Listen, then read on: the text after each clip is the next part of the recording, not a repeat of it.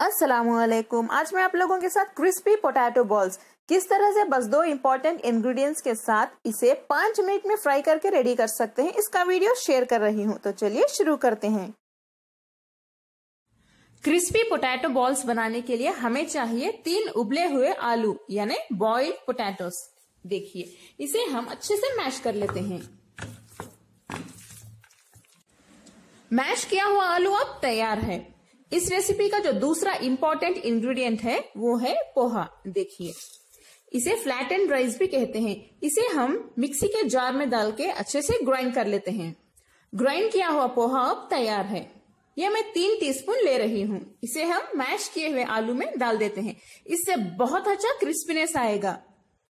Next इसमें डालिए आधा टीस्पून लाल मिर्च powder, 1 teaspoon chaat masala powder, आधा टीस्पून काली मिर्च पाउडर और थोड़ा सा नमक।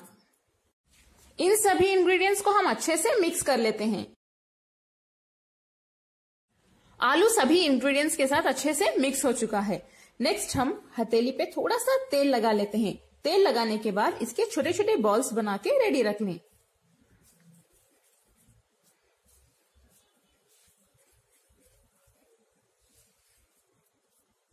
देखिए, पहला पोटैटो बॉल अब तैयार है। ऐसे ही करके सभी बॉल्स में रेडी कर लेती हूँ। देखिए, पोटैटो बॉल्स हमारे अब तैयार हैं।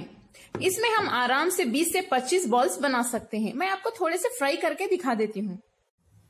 पोटैटो बॉल्स को डीप फ्राई करने के लिए कढ़ाई में तेल गरम कर लेते हैं। तेल को हाई फ्लेम पे गरम करें। तेल गरम हो चुका है। अब मैं फ्लेम को मीडियम पे रख के धीरे से बॉल्स डाल देती हूँ।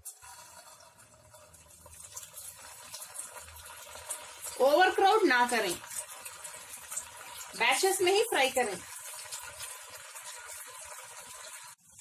देखिए, पोटैटो बॉल्स अच्छे से फ्राई हो रहे हैं। इन्हें और थोड़ी देर फ्राई कर लेते हैं। इनका कलर गोल्डन ब्राउन आने तक फ्राई करें। देखिए, पोटैटो बॉल्स का पहला बैच हमारा तैयार है। कितने टेस्टी और क्रिस्पी लग रहे हैं। बहुत ज्यादा क्रिस्पी बने हैं ये। देखिए, ऐसे ही करके मैं सभी पोटैटो बॉल्स फ्राई कर लेती हूँ। क्रिस्पी और डिलीशियस पोटैटो बॉल्स हमारे बस 5 मिनट में फ्राई होके रेडी हो चुके हैं। अगर आपको मेरी आज की रेसिपी पसंद आई तो प्लीज मेरे चैनल वेज विद फेम को जरूर सब्सक्राइब करें और बेल आइकॉन भी प्रेस कर दें। लाइक करें और इस वीडियो को अपने फैमिली और फ्रेंड्स के साथ शेयर भी करें। अस्सलाम वालेकुम।